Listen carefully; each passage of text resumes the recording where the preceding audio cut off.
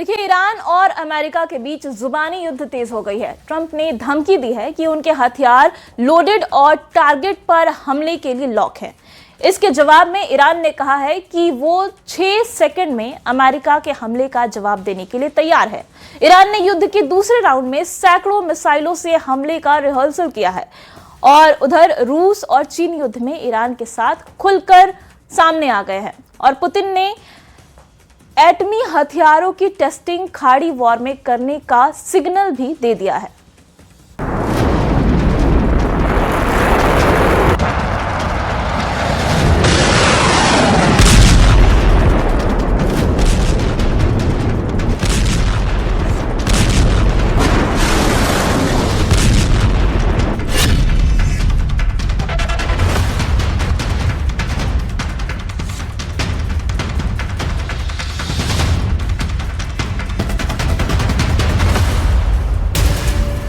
Trump का order epic fury 2 launch करो। Iran का ऐलान, हॉर्मूज को बना दो कब्रिस्तान। एक बार फिर से खाड़ी युद्ध भड़क गया है। हथियार तान दिए गए हैं। बारूदी तांडव शुरू हो चुका है। ट्रंप चाहकर भी खुद को रोक नहीं पाए हैं। 26 बार हमलों का ऑर्डर देकर पलटने के बाद बौखलाए ट्रंप ने अब ईरान पर कहर ढाने का फुल मूड बना लिया है।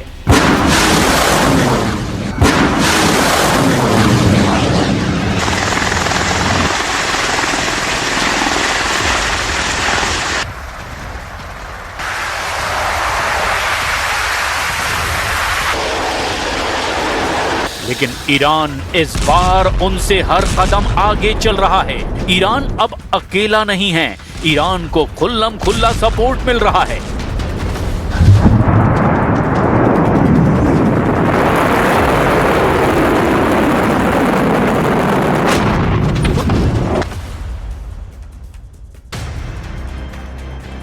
ट्रंप के लिए खाड़ी फ्रंट के साथ यूरोप से भी सदमा देने वाला अपडेट मिला है, जहां पुतिन ने एटमी वॉर रिहर्सल शुरू कर दी है। रूस ने बेलारूस के साथ मिलकर के 3 दिन तक परमाणु सैन्य अभ्यास शुरू किया है। पुतिन के इस पावर शो में 200 रॉकेट लॉन्चर, 140 एयरक्राफ्ट, 73 युद्धपोत, 65,000 सैनिक और 13 सबमरीन हिस्सा ले रही हैं। रूसी रक्षा मंत्रालय ने बताया कि इस परमाणु अभ्यास में कुल 7,800 टाइप के हथियारों का दम दिखाया जाएगा। सवाल ऐसे में यह है, क्या पुतिन के ये हथियार खाड़ी युद्ध में टेस्ट किए जाएंगे? क्या पुतिन के इसी दांव ने ट्रंप को ईरान पर हमले से 1 घंटे दूर कर दिया है?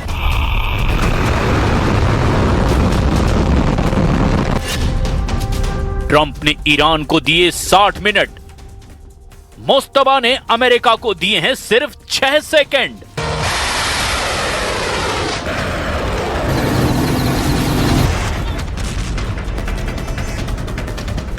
ईरान ने दुश्मनों के खिलाफ सरप्राइज विनाश शुरू कर दिया है। जूनियर खामनेई ने खुर्रम शहर के धमाकों के ऑर्डर दे दिए हैं।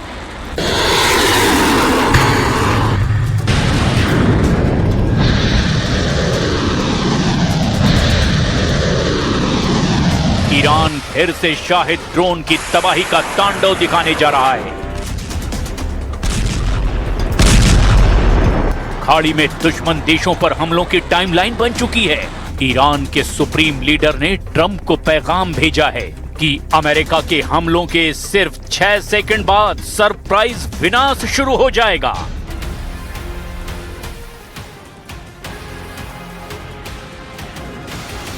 ईरान 1-2 नहीं, सैकड़ों मिसाइलों का पूरा लॉट दुश्मनों पर दागने के लिए फुल रेडी है। ईरान ने हर घंटे सैकड़ों बैलिस्टिक और क्रूज मिसाइलें फायर करने का बंदोबस्त कर लिया है। ईरान ने इजराइल के लेटेस्ट डिफेंस सिस्टम के टोटल तबाही की नई प्लानिंग बनाई है। ईरान से आई वॉर रिपोर्ट में खुलासा हुआ है कि revolutionary force war mode on कर चुकी है। क्योंकि ट्रंप के 26 बार सीज फायर पर पलटने के बाद ईरान ने अब अपनी वॉर प्लानिंग ही बदल दी है। हालांकि ट्रंप ने डील फाइनल होने की टाइमलाइन हफ्ते 2 हफ्ते फिर से बढ़ा दी है। Well, I mean, I'm saying 2 or 3 days, maybe Friday, Saturday, Sunday, something, maybe early next week, a limited period of time. Because we can't let them have a nuclear weapon. मगर Trump ने emergency war meeting बुला करके Iran को बहुत ज्यादा गुस्सा दिला दिया है। इजराइल में अमेरिकी जंगी हथियारों की इन तस्वीरों ने भी अब मोस्तफा के लड़ाकों को बौखला दिया है। तेल अवीव में अमेरिकी जंगी हथियारों का जमावड़ा फिर लग गया है। जंगी जेट, रिफ्यूलिंग टैंकर, विमान, विस्फोटक मिसाइलें ईरान पर लॉन्चिंग के लिए अब पूरी तरह से तैयार हैं। यूएस एयरफोर्स इजराइल के बेन गुरियन एयरपोर्ट को इस बार वॉर हेडक्वार्टर बना चुकी है। अमेरिकी उपराष्ट्रपति जेडी वेंस ने धमकी दी है कि अमेरिकी सेना हथियारों को लोड ही नहीं, हमले के लिए लॉक कर चुकी है। So as the president just told me, we're locked and loaded. We don't want to go down that pathway, but the president is willing and able to go down that pathway if we have to.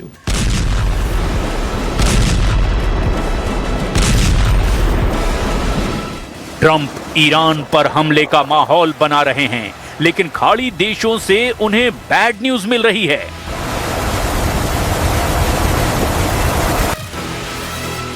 America को Saudi अरब और संयुक्त अरब अमीरात ने 24 घंटे में 2 बड़े shock दे दिए हैं। सऊदी और यूएई दोनों ने अमेरिकी ट्रेजरी से अपनी जमा पूंजी निकालनी शुरू कर दी है। खाड़ी देशों ने कुल मिलाकर 15 अरब डॉलर की जमा पूंजी अमेरिका से निकाल ली है। आधिकारिक आंकड़ों के मुताबिक सऊदी अरब ने मार्च में अमेरिकी ट्रेजरी बॉन्ड में अपनी हिस्सेदारी 10.8 बिलियन डॉलर घटा दी है। यानी ये पैसा सऊदी अरब ने निकाल लिया है। अब ट्रेजरी में सऊदी के हिस्से का 149.6 बिलियन डॉलर मौजूद है और इसी तरह यूएई ने 5.8 बिलियन डॉलर की जमा पूंजी निकाल ली है। अमेरिकी कोष में बतौर जमा पूंजी यूएई का 114.1 बिलियन डॉलर बचा है।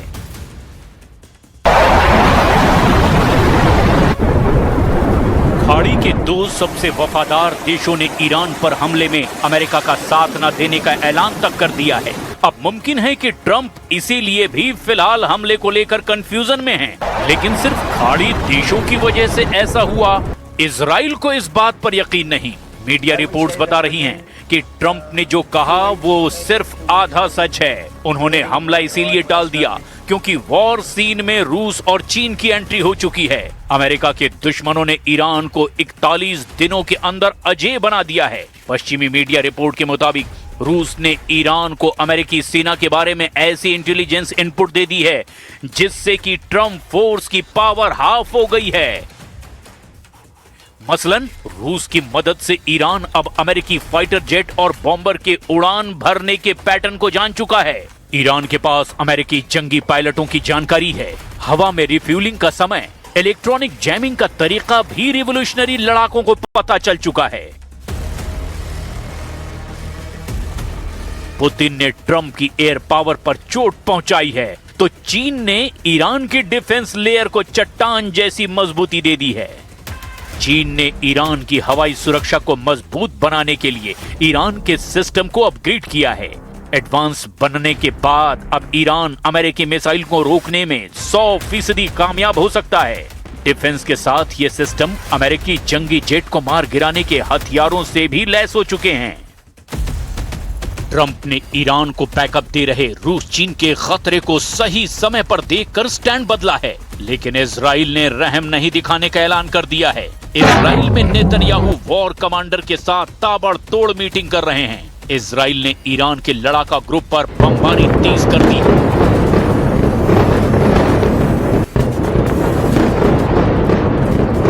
इजराइल का अगला टारगेट तेहरान में इस्लामी हुकूमत का तख्ता पलट है। ईरानी एटमी हथियारों के सफाए तक अब इजराइल ये युद्ध खत्म करने को कतई तैयार नहीं है।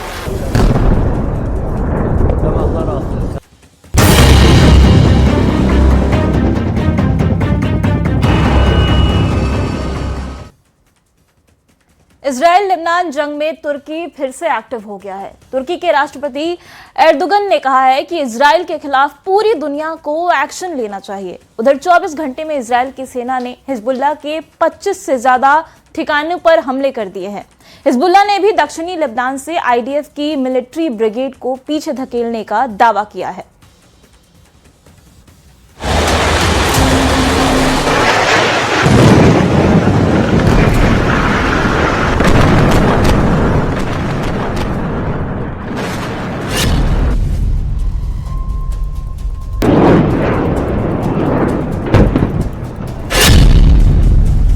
इजराइल की सेना ने सबसे ताजा वीडियो जारी करते हुए दावा किया कि उसने हिजबुल्लाह की इस इमारत को तबाह कर दिया है, जहां से आईडीएफ के खिलाफ ऑपरेशन चल रहा था। आईडीएफ ने दावा किया कि इस इमारत से इजरायली सैनिकों पर नजर रखी जा रही थी। दूसरे वीडियो के जरिए इजराइल ने दक्षिणी लेबनान में बिन्त जेबिल में हिजबुल्लाह के खिलाफ ग्राउंड ऑपरेशन का वीडियो जारी किया, लेकिन इजराइल का पूरा ऑपरेशन इससे कहीं ज्यादा खौफनाक है। दावा किया जा रहा है कि इजराइल ने ग्रेटर इजराइल का आधा सपना पूरा कर लिया है।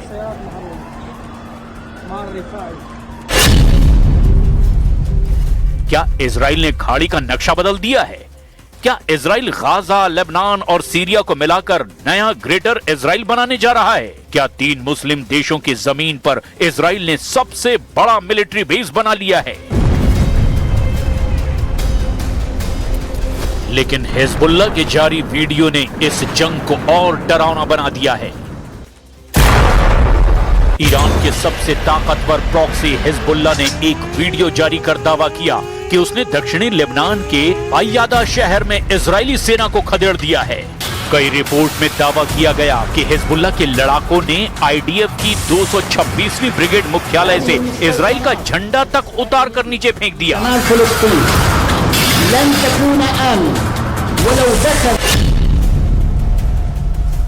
क्या हिजबुल्लाह इतना ताकतवर हो गया है कि उसने आईडीएफ की पूरी ब्रिगेड को ही पीछे हटने पर मजबूर कर दिया? इजराइल दक्षिणी लेबनान में बफर जोन बना रहा था। पीछे हटने का मतलब क्या इजराइल ने इसका लक्ष्य पूरा कर लिया है या फिर युद्ध लड़ने की कीमत बढ़ गई है? क्या हिजबुल्लाह की जीत का दावा हमास के अल कसम ब्रिगेड की तरह है, जैसे उसने 7 अक्टूबर के हमले के बाद किया था?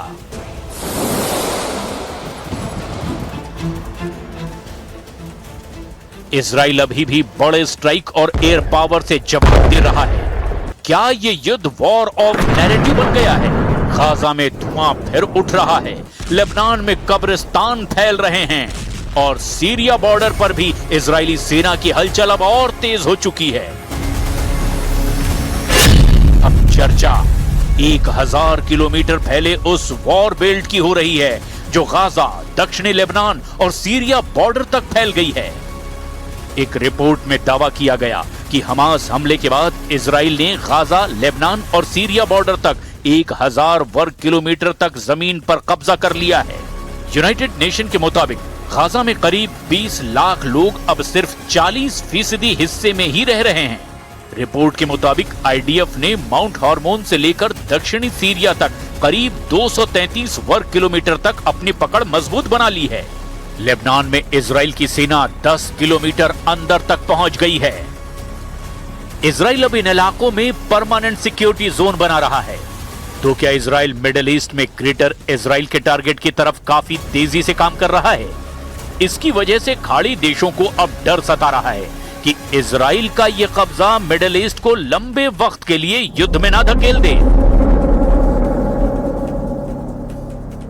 הנחישות להכות את מבקשי נפשנו בעומק שטחם, הרחק מגבולותינו.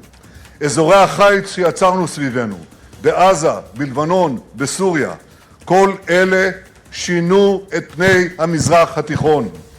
אנחנו נוסיף להיאבק בתקיפות בכל איום של האסלאם הרדיקלי. בד בבד נרחיב את שיתוף הפעולה עם הגורמים המתונים באזורנו שהפנימו את היתרונות של הושטת יד לישראל.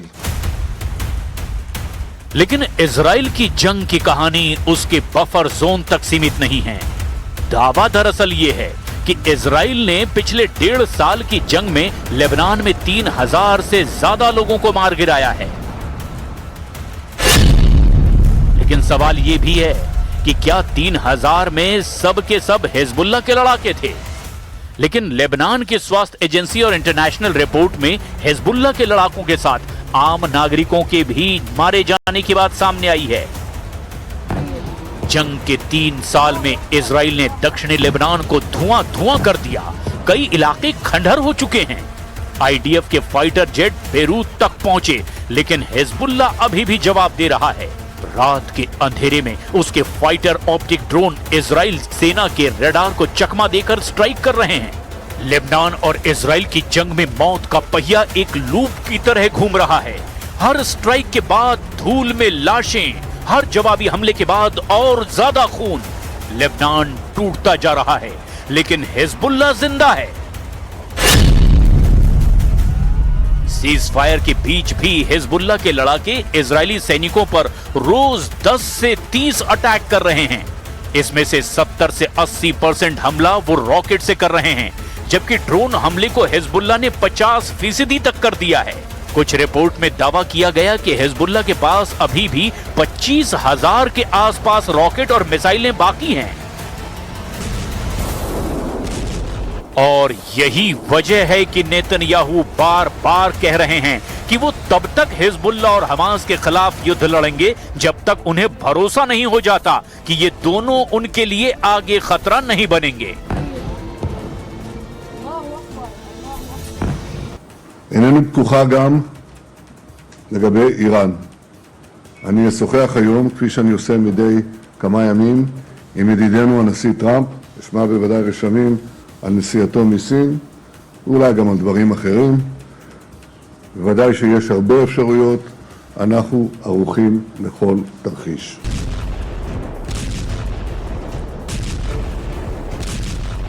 अब ऐसे में सवाल सिर्फ गाजा, लेबनान या सीरिया का नहीं, सवाल है क्या मिडिल ईस्ट में एक नई सीमा रेखा खींची जा रही है? क्योंकि इजराइल अब सिर्फ आतंकियों को मारने की बात नहीं कर रहा, वो लॉन्ग टर्म सिक्योरिटी की भाषा बोल रहा है, और यही शब्द अरब दुनिया को सबसे ज्यादा डरा रहे हैं।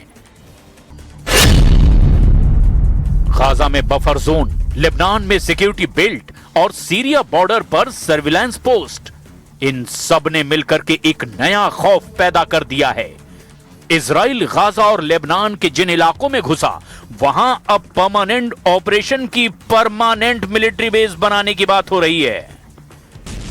अब डर है कि जो जंग पुरानी सीमाओं के लिए लड़ी जा रही थी, वो कहीं अब नई सीमाओं की जंग में ना बदल जाए। और इस बीच ईरान के प्रॉक्सी खुलकर एक्टिव हो गए हैं।